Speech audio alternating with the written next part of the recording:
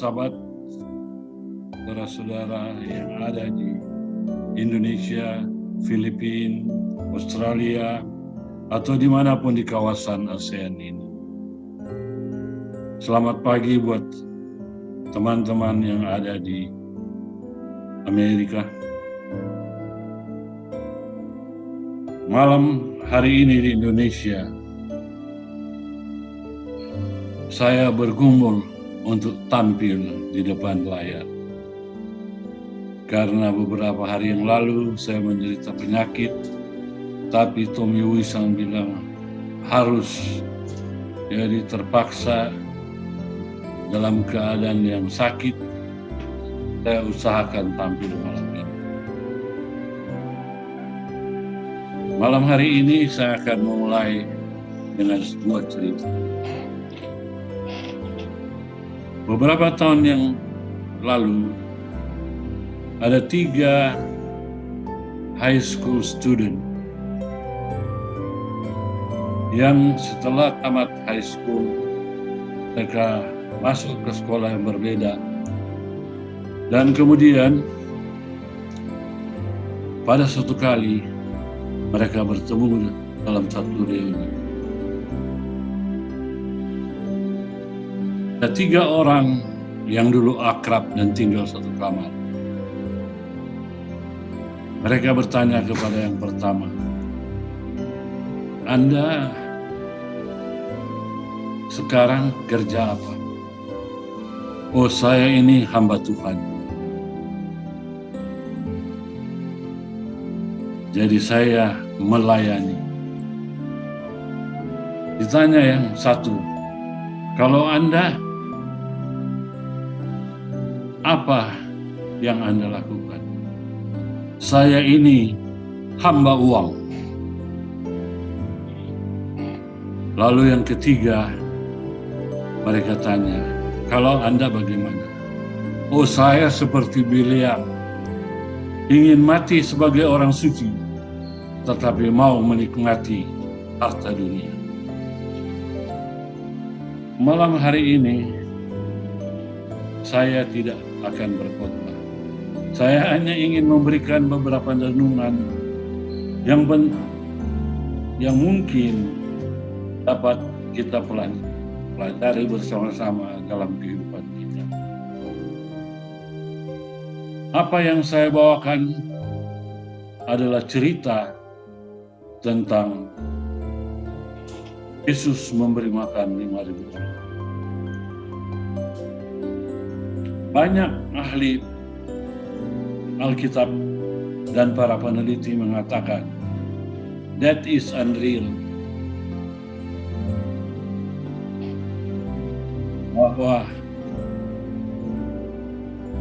khotbah dan mujizat yang di atas bukit itu tidak real.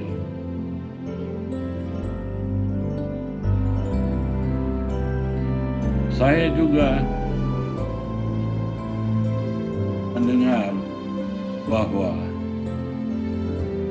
ada beberapa orang yang mengatakan sangat sulit untuk mempercayai bagaimana 5.000 orang plus bisa berada di satu tempat dan diberi makan oleh Yesus.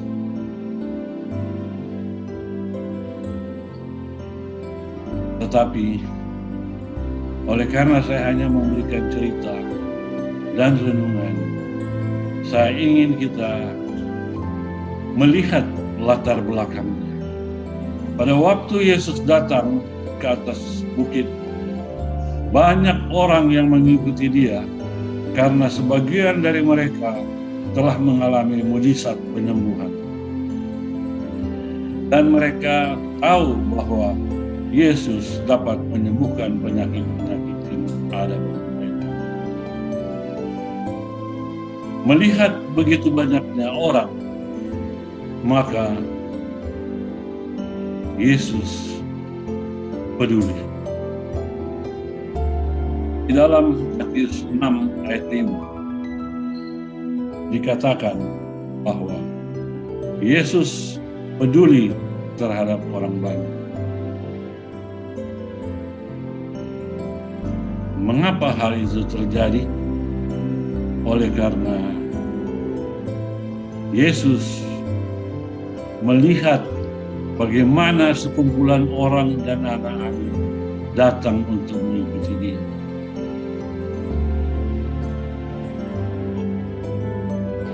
Yesus peduli bukan hanya kepada orang banyak, tetapi Yesus juga peduli pada murid-murid. Saya ingin kita membaca di dalam Yohanes 6 ayat 5. Apa yang dikatakan di sana? Bahwa Yesus bertanya kepada Filipus, di manakah boleh dapat makanan? Yesus tidak memerintahkan mereka untuk membeli makanan, tetapi jawaban yang diberikan oleh Filipus merupakan jawaban seorang yang sangat concern dengan uang. Karena dia katakan untuk memberi makan orang-orang ini diperlukan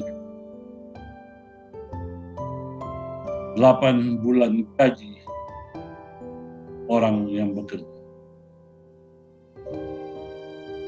Dan apakah yang terjadi kemudian?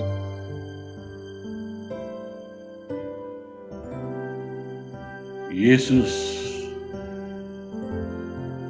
memberi makan 5.000 orang plus.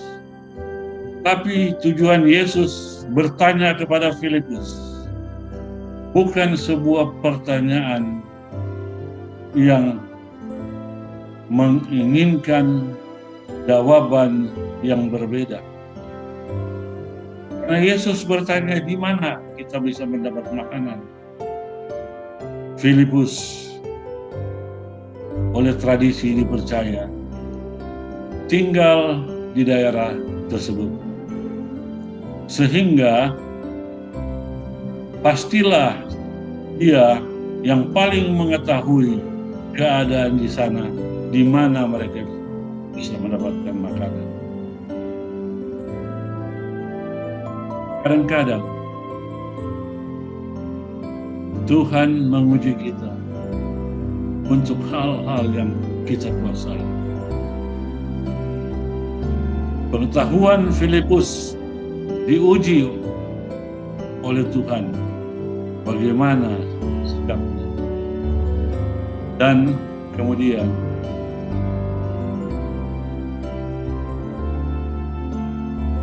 kita dapat melihat bahwa kepada 12 murid yang ada di atas Danau Galilea, Tuhan juga mengatakan kepada mereka, kenapa kamu takut? You know better than anybody else kalau tentang di laut dan sebagainya layak.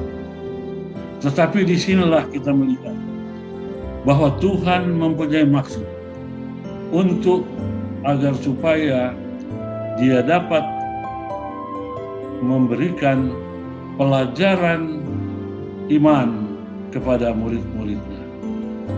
Jadi Tuhan tidak hanya concern dengan orang banyak yang mempunyai kebutuhan jasmani. Tuhan juga concern kepada murid-murid. Apakah yang terjadi kemudian? Kalau kita melihat bahwa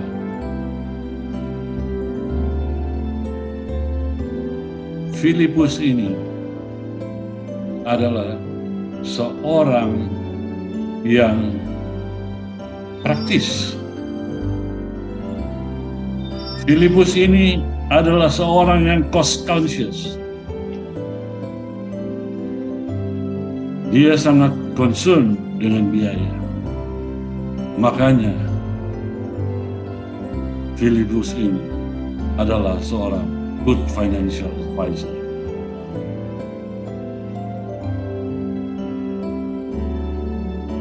Kenapa Tuhan memberikan hal ini kepada mereka?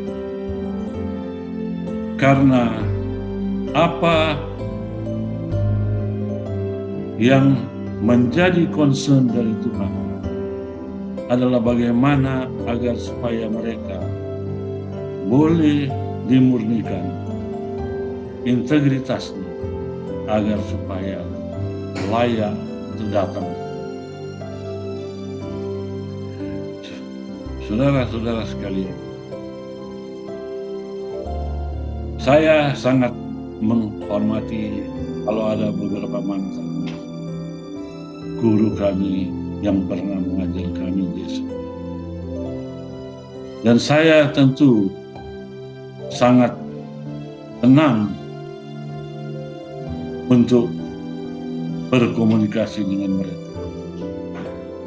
Sebagaimana Tuhan ingin berkomunikasi dengan kita, begitulah apa yang saya inginkan.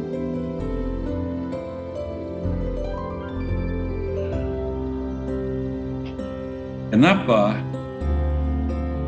Yesus ingin membuat supaya mereka dimurnikan? Karena dia tahu murid-muridnya ini memerlukan suatu ujian sebagai hal yang dapat meningkatkan pertumbuhan iman mereka. Dan jalan untuk memurnikan integritas kita hanyalah dengan melalui beberapa ujian. Dan Tuhan menguji kita bukan pada hal-hal di titik lemah kita. Dari pengalaman Filipus dan murid-murid, Dia menguji kita pada hal-hal yang kita kuasai.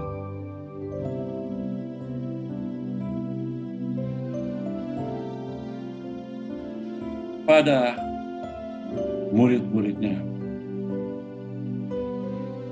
Nyonya Ellen G. White menulis bahwa kita memerlukan backbone, yaitu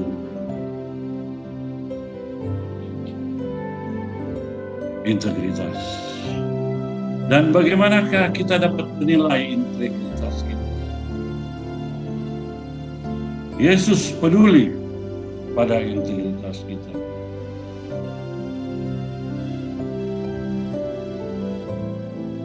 Bagaimana kita merumuskan integritas? Bagi saya, itu adalah hal yang sederhana. Stay true under the dark.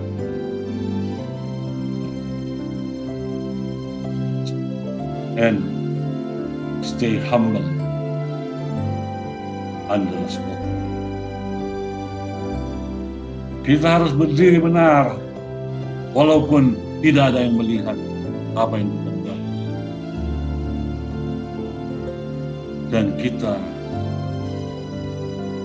jangan jumawa, jangan sombong kalau kita di dalam sorot karena keberhasilan.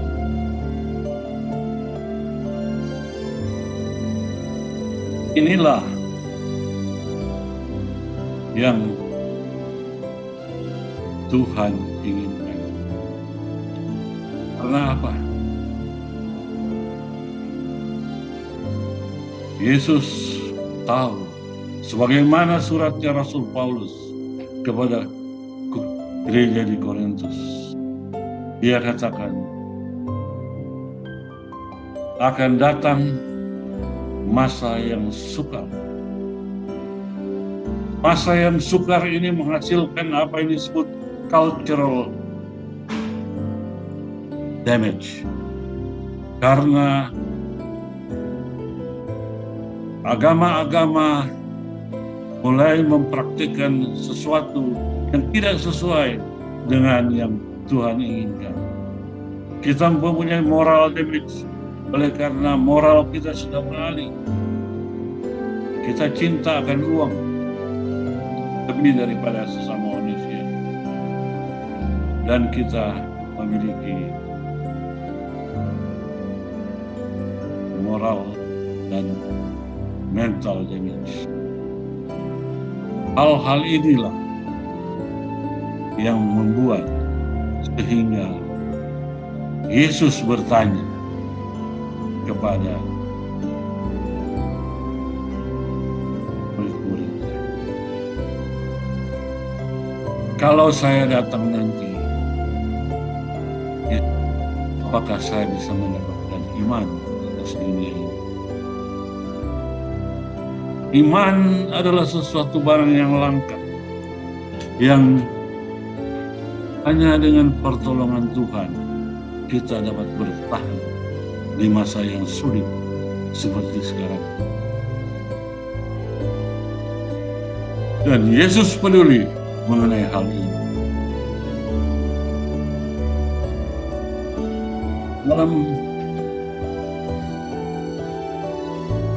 pelayanan di atas gunung itu, yang membawa makanan hanyalah seorang anak ini.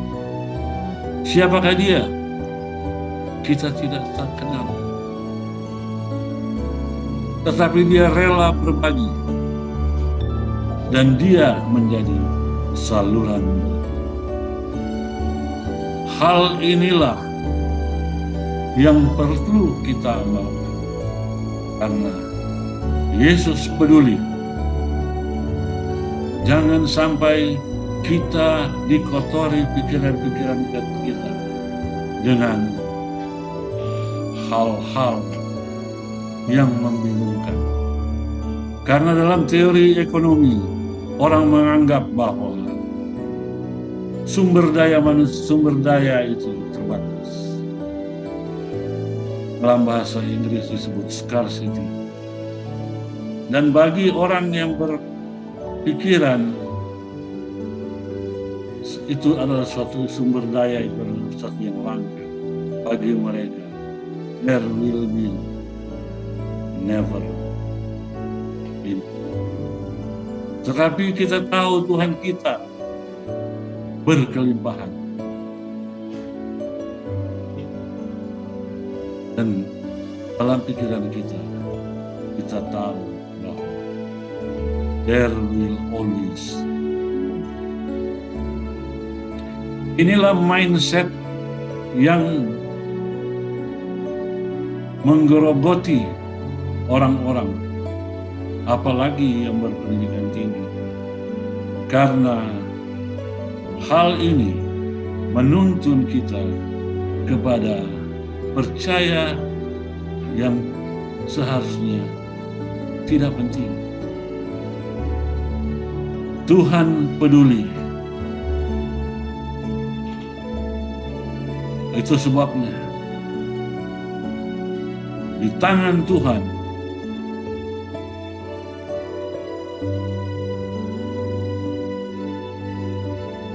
segala sesuatu itu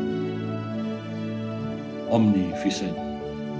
Artinya Tuhan dapat melakukan sesuatu dari hal yang kecil seperti 2 potong roti ini menjadi makanan yang begitu banyak, roti dan ikan yang banyak untuk memberikan makan kepada 5.000 orang.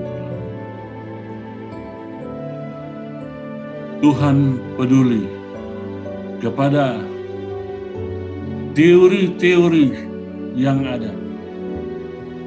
Karena sesungguhnya Tuhan telah memberikan rumus ekonomi surga, yaitu Kalau Anda berbagi, berkat akan dilimpahkan. Ini adalah hal yang harus menjadi pegangan. Anak yang kecil itu rela untuk berbagi, dan milik roti dan ikan miliknya digandakan. Tuhan peduli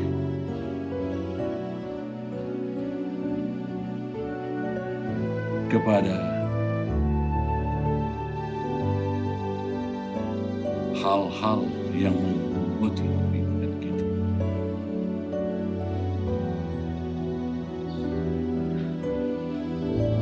Di dalam Yohanes 9 ayat 4, saudara bisa baca bahwa orang banyak datang kepada Yesus setelah mereka melihat bahwa Yesus dapat melakukan sesuatu, maka mereka berusaha untuk membawa Yesus kepada keinginan-keinginan duniawi. Mereka berusaha untuk membawa Yesus melakukan hal-hal yang berhubungan dengan dunia, karena mereka mengharapkan inilah orang yang sudah dinubuatkan. Saudara-saudara, teman-teman sekalian, bagi orang Yahudi, mereka katakan, kalau kubur Musa itu diketahui di mana tempatnya, maka akan banyak orang yang bersiarah pada kubur. Dan mungkin itulah jalan yang Tuhan berikan, sehingga mereka tidak harus datang menyembah Musa. Apakah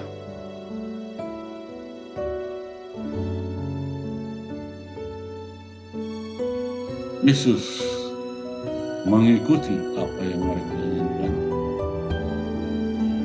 Yohanes 6 ayat 15. Apa yang Yesus lakukan? Setelah Yesus tahu mereka mau menjadikannya dia raja,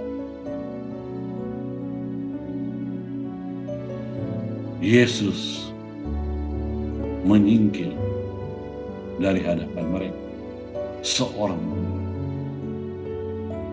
Dalam hidup kita, apabila kita mempunyai pikiran-pikiran duniawi dan mengandalkan Yesus untuk hal-hal tersebut, maka berhati-hatilah, mungkin Yesus akan meninggalkan kita.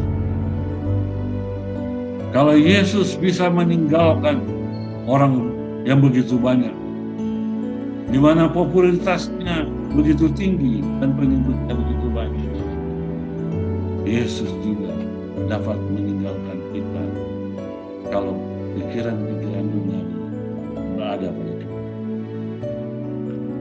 Dan hal ini sangat riskan dalam pertumbuhan. Kalau kita berusaha mendamaikan keduniawian dengan kerohanian. Karena kalau itu dilakukan, Yesus akan meninggalkan kita, seperti ketika dia meninggalkan murid-murid. Murid-muridnya disuruh pergi dan orang banyak tidak bisa mengikuti. Hal ini tentu sangat menyakitkan.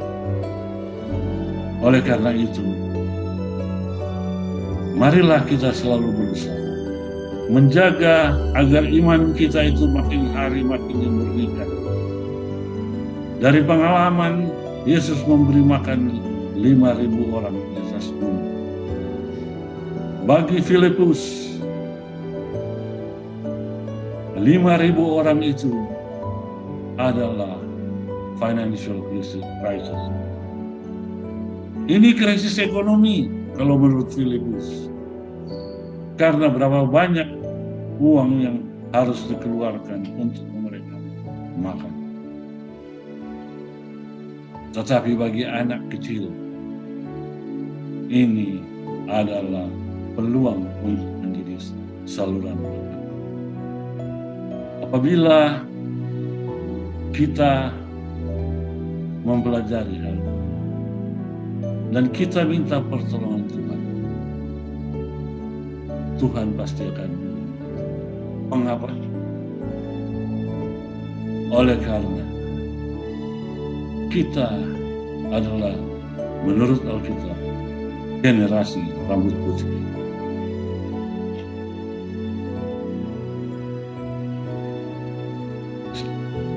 Apalagi seperti kami yang sudah menjadi senior dan teman-teman yang sudah banyak rambut putih. Ada hal yang perlu kita ketahui.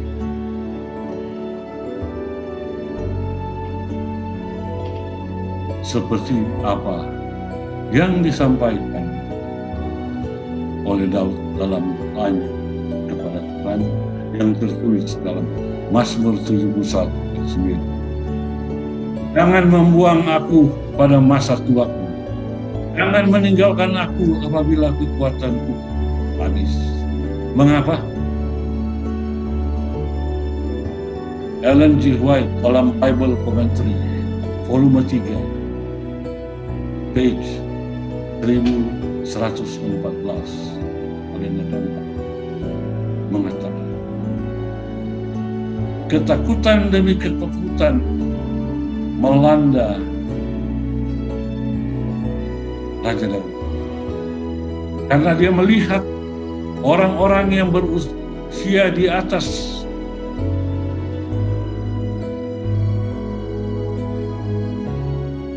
50 atau 60 tahun akan sulit untuk berubah. Karena kalau menurut Bible Commentary, kalau dia seorang penjemur, dia akan lebih menjadi penjemur. Kalau dia seorang pembual, dia akan lebih menjadi seorang pembual. Dan kalau dia seorang yang makan putih, dia akan lebih makan putih. Menghadapi hal ini, apakah yang kita menghadapi hal ini di usia kita yang sudah tua ini? Hanyalah mujizat yang dapat mengubah. Oleh karena itu, the miracles for the 5,000 Muslim, kita tentu mengharapkan bahwa kehidupan kita di hari tua kita akan menikmati hari-hari, tetapi tidak selamanya seperti itu. Nyonya White menulis, ada banyak orang yang dulu rajin ke gereja dan setia. Di dalam Bible Commentary volume 3, mereka kemudian dengan mudah dirasuk oleh pikiran-pikiran duniawi sehingga mereka meninggalkan apa yang seharusnya mereka ikuti selama mereka berada dalamnya.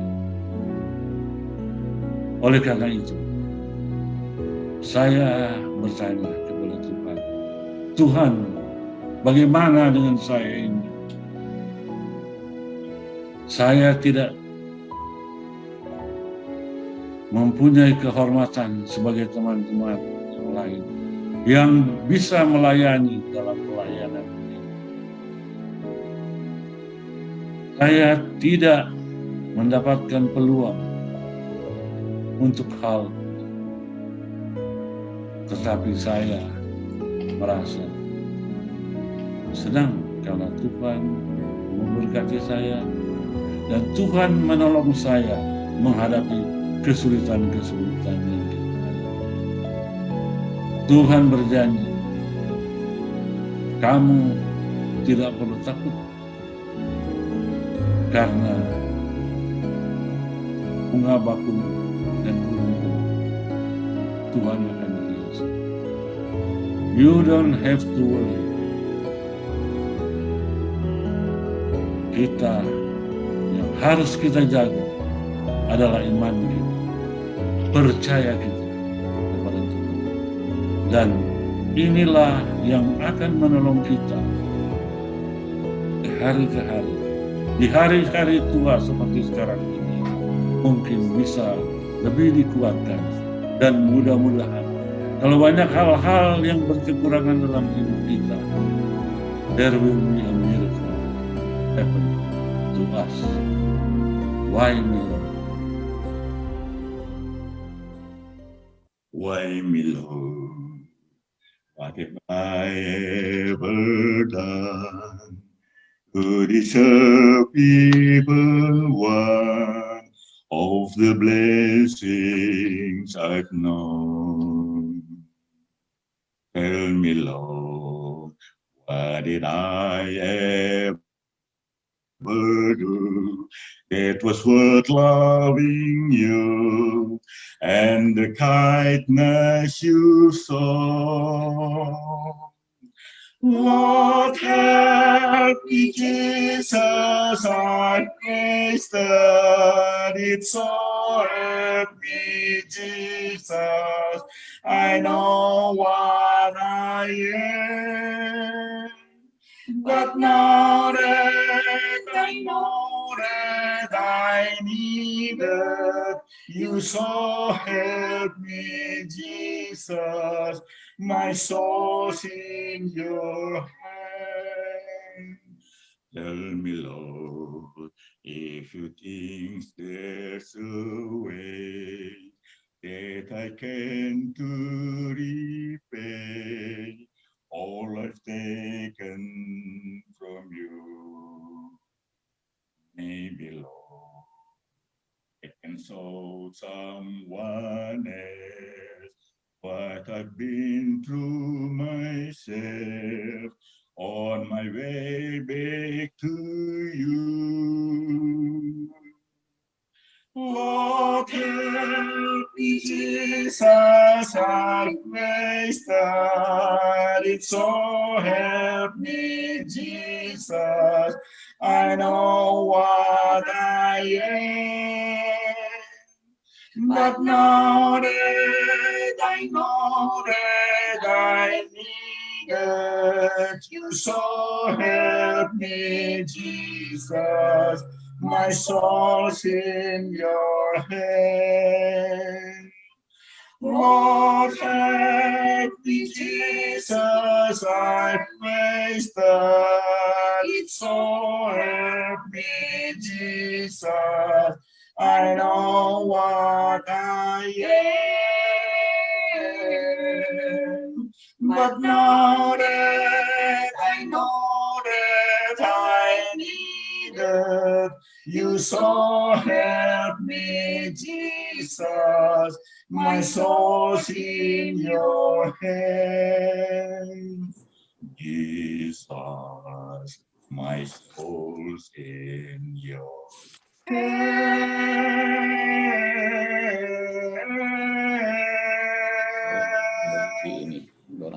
Help me, Jesus.